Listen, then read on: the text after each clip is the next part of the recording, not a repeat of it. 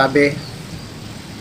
Jumpa lagi dengan saya di Negara Bijaksana, channel yang membahas sebuah persoalan populer di Indonesia secara bijaksana dan dijamin dengan pemikiran terbaru.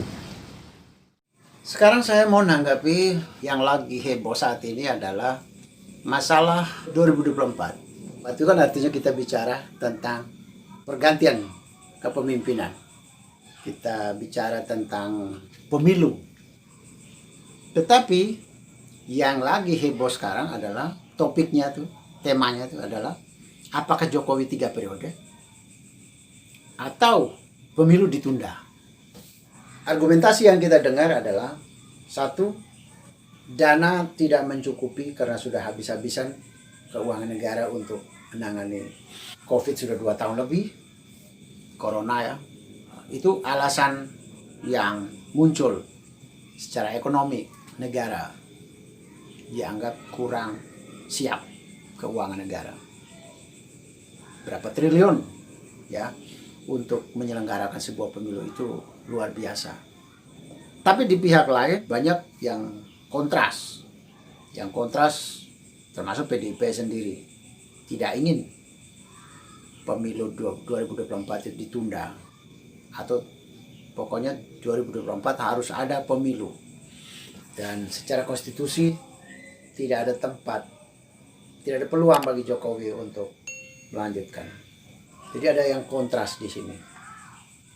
Kasakusuk yang lain juga mengatakan bahwa karena Jokowi orang prestasi, orang baik, berikan dia waktu untuk menambah item-item pembangunan yang bisa ditangani oleh Jokowi. Jadi bagi mereka yang kontras itu jengkel sekali, marah sekali, kecewa, dianggap tidak tertib dengan konstitusi lah, tidak mengikuti tata negara lah. Sepertinya tata negara ini diubah seenaknya gitu loh. Bahkan mereka tidak mau tahu dengan keadaan keuangan, yang bilang keuangan tidak mencukupi keuangan negara. Sementara di pihak Jokowi sendiri diam yang artinya bisa saja artinya dia sudah capek untuk menjelaskan terus-terus dia tidak mau, atau sebagian juga mencurigai bahwa Jokowi juga menikmati pro kontra ini. Tetapi secara konstitusi memang tidak ada celah untuk menunda pemilu atau untuk menambah periode Jokowi atau menambah beberapa tahun untuk Jokowi. Tidak ada celah di dalam hukum, di dalam konstitusi, tidak ada. Tetapi perubahan konstitusi, revisi terhadap undang-undang UUD 45 itu tidak ada yang mustahil. Mengapa tidak ada yang mustahil? Wong sampai sekarang kita pakai UUD 45 sekarang juga hasil sudah revisi berkali-kali, termasuk 20 tahun lalu juga Amin Rais sudah merevisinya. Jadi tidak ada yang mustahil sebenarnya. Oke. Saya melihat isu ini bisa serius, bisa tidak serius. Makanya saya cukup dingin menyambut isu yang heboh ini. Saya cukup dingin. Mengapa saya dingin?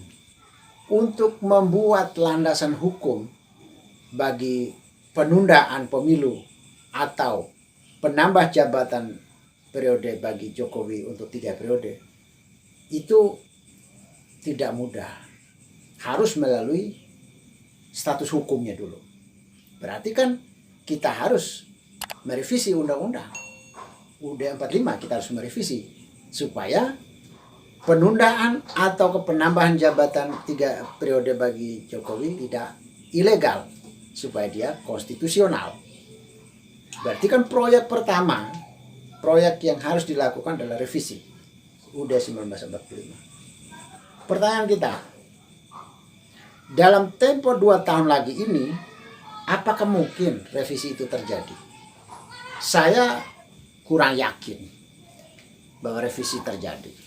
Membuat sebuah undang-undang tidak mudah, apalagi di tengah stakeholder politik yang terbelah dua seperti dengan sangat ekstrim. Dialektika keterbelahan politik di Indonesia sangat keras, sangat kuat, sehingga tidak mudah untuk menghasilkan sebuah revisi. Memang pemerintah menguasai banyak kursi di DPR, MPR, banyak kursi, menguasai sebagian besar dari partai-partai politik. Tetapi juga harus ukur-ukur dengan kekuatan massa yang kontras. Tidak mudah juga. Jadi saya tidak yakin secara manajerial, saya kurang yakin bahwa dalam 2 tahun ini revisi UUD 45 yang diikuti dengan revisi-revisi undang-undang lain turunannya yang kecil-kecil itu, saya tidak terlalu yakin bahwa bisa. Kalau kita berpikir dari satu asumsi ini, tidak mungkin.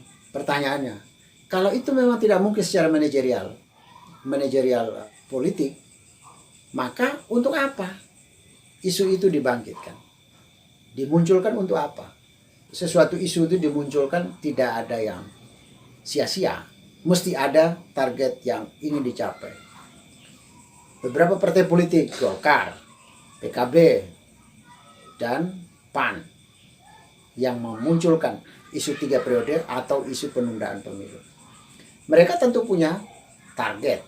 Di luar itu, secara oknum itu ada di dalam pemerintah seperti Pak Luhut Binsar Panjaitan juga mengusulkan yang sama dengan 3 partai tadi. Sebelum 3 partai ini dan Pak Luhut berjuang membuat isu ini sekarang ini, yang sudah konsisten dari tahun-tahun sebelumnya adalah Muhammad Kodari, seorang peneliti, seorang konsultan politik yang menangani lembaga survei politik selama ini.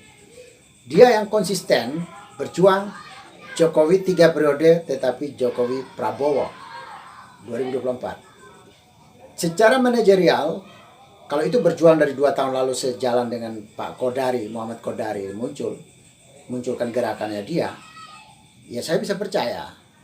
Karena persiapannya jauh-jauh hari ya.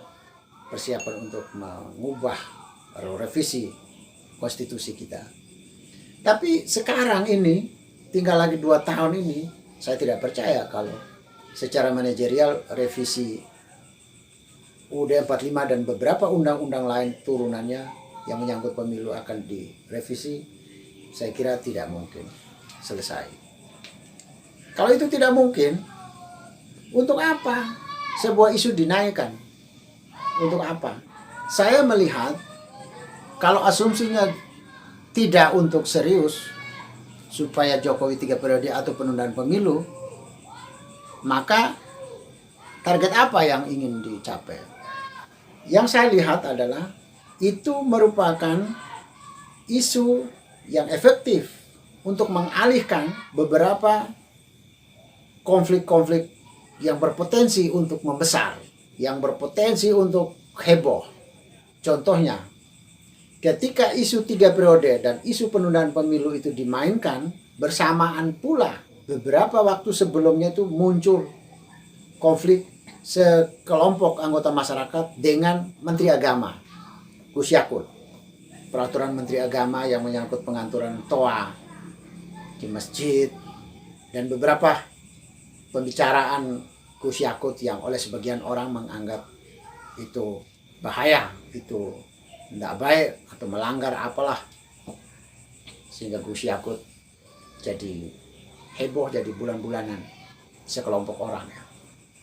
Tapi begitu munculnya isu 3 periode atau isu penundaan, maka kelompok yang sama yang tadi menyerang Gus Yakut dan segala itu mulai melupakan, melepas masalah Gus Yakut, masalah Menteri Agama, langsung nyerang ke fokus ke isu baru, yaitu isu penundaan pemilu atau isu Jokowi 3 periode. Jadi lupa terhadap Gus Yakut, lupa terhadap Menteri Agama. Yang kedua, bersamaan itu pula Presiden Jokowi dan beberapa menteri dan pejabat tinggi, termasuk para gubernur, itu kan memulai pembangunan Ibu Kota Negara Baru, IKN, Ibu Kota Nusantara, di Kalimantan. Wah, juga timbul pro kontra. Ada yang kontras terhadap pembangunan itu. Ada kelompok yang ingin menggagalkan dan bermacam-macam, termasuk mempersoalkan seolah-olah mistik di situ.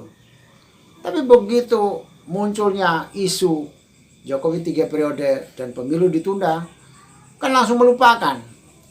Jadi soal Kementerian Agama Gus Yakut dan soal pembangunan ibu kota negara baru Nusantara, ibu kota Nusantara kita sudah dilupakan. Tiap hari itu membicarakan pro kontra soal pemilu. Ditambah lagi dengan MotoGP Mandalika. Hebohkan lagi Mbak Rara yang pawang hujan. Heboh sekali itu. Sehingga masalah Gus Yakut sama masalah pembangunan IKN sudah lupa. Jadi saya melihat bahwa isu ini sudah berhasil melupakan dua isu besar yang berpotensi untuk ribut adalah Gus Yakut sama pembangunan IKN, ibu kota negara baru kita. Jadi kalau saya melihatnya itu cuma sebuah isu yang ditawarkan ke publik, yang dilemparkan ke publik agar publik menyaut itu lalu lupakan dua persoalan lain. Biarkan orang tiap hari berbicara, protes terus soal pemilu, soal Jokowi 3 periode, soal penambahan jabatan 3 periode atau penundaan pemilu. Maka sudah lupa. Pemerintah biarkan saja, toh nanti juga pemilu tetap digelar 2024. Tapi yang paling penting ini dibiarkan orang habis-habiskan energinya untuk mempersoalkan pemilu Jokowi 3 periode atau penundaan pemilu ini. Tetapi kalau perjuangan ini lancar, tiba-tiba isu ini bukan sebuah isu isapan jempol, tapi isu benaran, ya asalkan DPR, MPR sudah membuat sidang dan sudah memberi keputusan palu bahwa pemilu ditunda atau bahwa bukan Jokowi 3 periode tetapi revisinya menyatakan seorang warga negara Indonesia yang menjadi presiden di Indonesia boleh 3 periode, bukan lagi 2 periode. Kalau itu terjadi, ya dia bisa benaran. Tergantung dari suara stakeholder. Sekarang lihat, pro kontra. Sudah ada orang-orang yang membuat pernyataan-pernyataan untuk Jokowi 3 periode. Kita lihat para kepala desa Aceh, Provinsi Aceh. Satu provinsi, para kepala desa sudah membuat pernyataan mendukung Jokowi 3 periode. Terus para kepala desa di seluruh Indonesia yang berkumpul di Jakarta juga membuat pernyataan yang sama. Entah digerakkan atau secara spontanitas tidak masalah, yang paling penting ada pernyataan aspirasi semacam itu. Jika ini berjalan mulus dan benar MPR bisa merevisi dan DPR juga bisa merevisi beberapa undang-undang politik yang berkaitan dengan pemilu, pelaksanaan pemilu, ya bisa jadi benaran. Bisa jadi benaran. Tadinya bisa saja jadi mainan hanya untuk pengalihan isu, tetapi melihat situasi politik bisa jadi benaran. Kalau MPR sudah memutuskan, ya mau apa lagi? Sudah tidak bisa. Harus terima. Kecuali cabut lewat MK dulu. Setelah diputuskan, mengadu ke MK. MK bikin gelar perkara lagi. Kalau MK mencabut, ya bisa. Tapi kalau MK tidak mencabut, ya jalan terus. Jadi saya melihat ada dua kemungkinan. Kalau di negara bijaksana ya, melihat isu ini, satu, asumsi saya bahwa ini sebagai pengalihan isu supaya beberapa proyek besar, beberapa persoalan besar seperti Gus Yakut, Menteri Agama sudah diluputkan dari pro kontra. Pembangunan IKN di Kalimantan sudah berhasil dilokalisir suara kontrasnya. Suara sudah dipindahkan, mengeroyok ke situ. Tapi itu juga bisa jadi test case kalau situasi konspirasinya keadaan memungkinkan, ya bisa. Ini akan bisa diteruskan kepada DPR MPR. Apalagi DPR MPR mayoritas dikuasai oleh pemerintah Jokowi. Nah, kalau itu sudah beres, dengan cara apa lagi? Mereka yang kontras untuk tidak mau, mereka yang menolak, itu tidak ada alasan. Tetapi jangan ribut, jangan membuat kegaduhan di Indonesia. Kalau itu terjadi nanti silakan ambil keputusan dari MPR DPR tadi yang sudah merevisi UUD 45 dan Undang-Undang Pelaksanaan Pemilu itu dibawa ke MK lagi supaya MK membuat keputusan. Kalau MK bilang tidak boleh, revisi itu dicabut kembali, ya kita tidak jadi. 2024 harus tetap gelar pemilu. Tapi kalau kalah di MK, ya sudah. Berarti Jokowi 3 periode, bukan soal Jokowi 3 periode, bicara Jokowi 3 periode itu dalam kerangka hukum salah. Itu hanya bisa dalam kerangka politik. Kerangka politik itu Jokowi 3 periode. Tapi kalau kerangka hukum, kerangka konstitusi, bukan Jokowi 3 periode. Jokowi boleh mendaftar lagi ikut dari peserta pemilu, bukan 3 periode. Kalau dia menang, ya boleh dia 3 periode. Tapi kalau dia kalah, ya tidak jadi 3 periode dong. Itu konteks hukumnya begitu. Konteks konstitusinya.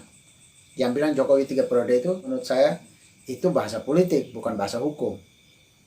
Kalau bahasa hukum, Jokowi 3 periode seolah-olah tidak perlu pemilu, Jokowi langsung calon tunggal atau dia langsung disahkan kembali jadi presiden. Tapi kan hukum kita tidak begitu. Kalau hukum kita mengatakan semua orang wajib ikut pemilu, peserta pemilu, bertarung.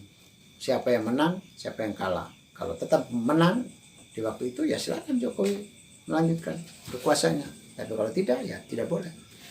Nah, disinilah jadi istilah hukum yang benar itu bukan Jokowi 3 periode. Jokowi boleh menjadi peserta.